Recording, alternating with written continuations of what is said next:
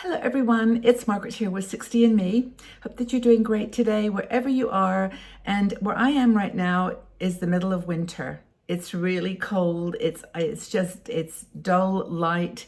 All those things that you associate with a cold winter day. And I'm sure many of you are experiencing winter where you are too. And if you're in the Southern Hemisphere and in the middle of summer, feel blessed because winter can be a very sad and depressing time of the year. And you can look at it from two different ways. I mean, I've looked at it from the angle of it being a time for reflection and kind of a mental break, just kind of a recharging, and that kind of that introspectiveness of the winter months, which can be very beautiful.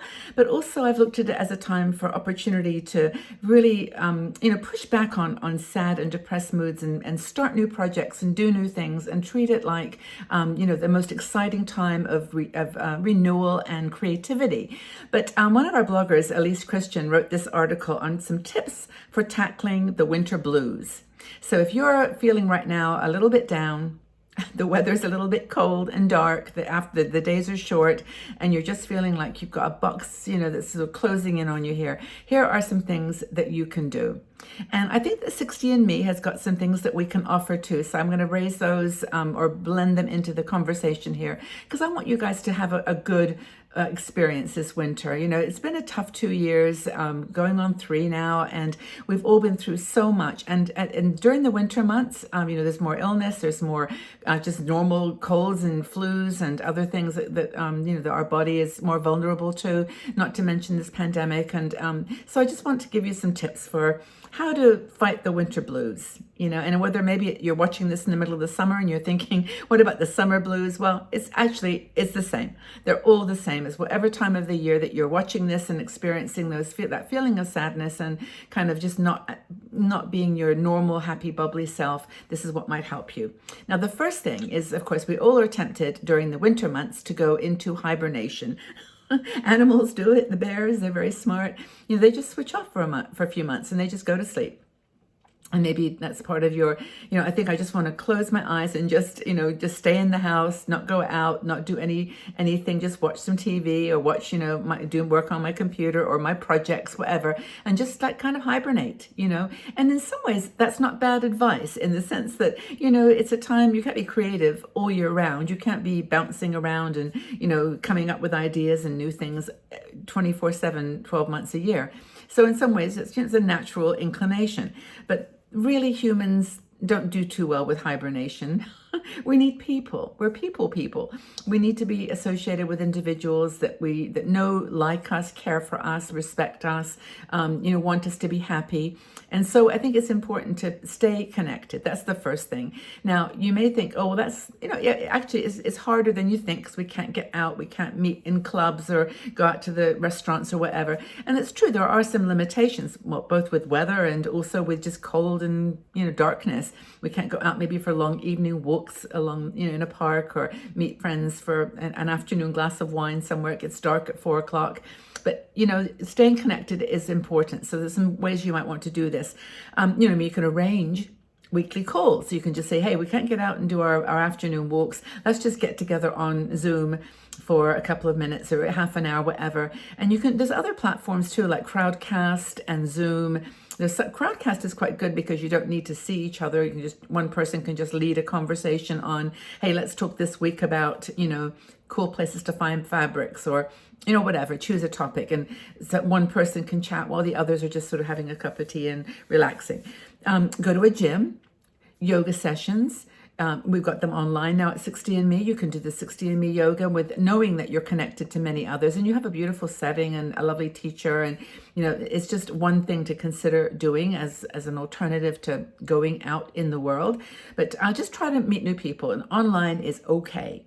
Now we have, just to mention, a friendship lounge gathering that takes place here at 60 and Me.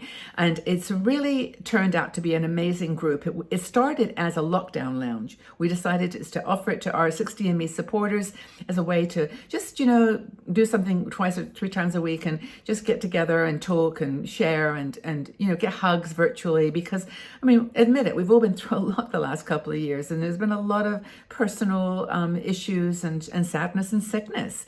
Like a lot of people people are getting the virus now, and not as dramatically as before, but still, it's just affecting all of our lives. And so anyway, we changed the name to the Friendship Lounge because this is where people were making friends. And as I mentioned, it's exclusively to our 60andMe supporters. So we have a group of maybe, I don't know, 800 women, and only maybe 50 or so show up to the gatherings. But they're included as part of a thank you to you for your support. And you can check it out at patreon.com/60andme. And I in advance appreciate the support that you would give us at 60andme in order to be part of that group. But the Friendship Lounge is really great. We've had women go on cruises together. Believe it or not, we've had people meet in coffee groups in California, New York. I think some folks went down to Texas. But there's just been a lot of real life connectivity, which I think is what Elise is talking about in tackling these winter blues. So another thing you can do is invest in a SAD lamp, seasonal affective disorder. A lot of people are impacted by this, and it's where the darkness just really gets to you and you can't lift your spirits. It's just not possible to feel good. And so, of course, one of these solutions is to get outside. As soon as the sun comes up, go out and have a walk around, even if it's kind of a dim light. You don't often get that bright sunshine in the winter, but open your blinds. Let a little bit of light come in. Satellites have this fluorescent light that kind of mimics daylight. So a lot of people put it, I think you can get them with a timer, so you can, at 7:30 or 8 in the morning or whatever time your sun would normally come up, it turns on the light and it feels like you're getting sunshine, even if it's dark and cloudy and snowy and rainy outside. So a SAD lamp is something to invest in, and it helps to regulate your mood, helps to improve your sleep. And has anybody got a SAD lamp? SAD, seasonal affective disorder lamp, because a lot of people use them. I actually have never had one. I don't even know what they are like. But if you are using one and you find it helpful, please let us know, because whatever we can do to kind of trick our bodies into feeling good and positive and not depressed and sad, this is a good thing. And actually, apparently, it helps to regulate your appetite too, so that you're back in eating in a routine that's healthy for you, rather than snacking like me 24 hours a day. But anyway, second thing to think about, invest in a SAD lamp, is also invest in some vitamins like vitamin D. Now, I'm not a doctor. I'm not recommending anything. These are just vitamins that are supplements you can buy over the counter, and there's enough written about it that's proven that you could really use vitamin D for healthy muscles and bones, and I think it helps with fatigue in general too. Vitamin D, even in the months when we have sun, you often don't get enough vitamin D. The other one is vitamin C. And that's an important one in the winter months too. So those, just check into the supplements that people, and ask your doctor, what do you recommend for the winter months? Echinacea, I know, is one that a lot of people swear by for the winter months. I actually don't take anything more, like I'm always taking these things throughout the year. I take multivitamins, and I've really, especially over the last couple of years, really gotten into eating healthy food. So get enough of your supplements and healthy food. Eat seasonal food. Eat those root vegetables. They're good for you. And just take care. Another thing you can do is take time away from your screens. Do something else. Do a jigsaw puzzle. Do a book. I saw something the other day which was really cool. It was like this cover that you can put over a puzzle when it's done.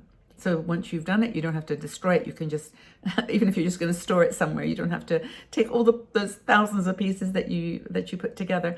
Anyway, do a jigsaw puzzle. Do some knitting. I've got my my latest knitting. Actually, I just realized it's color coded. It's a little scarf.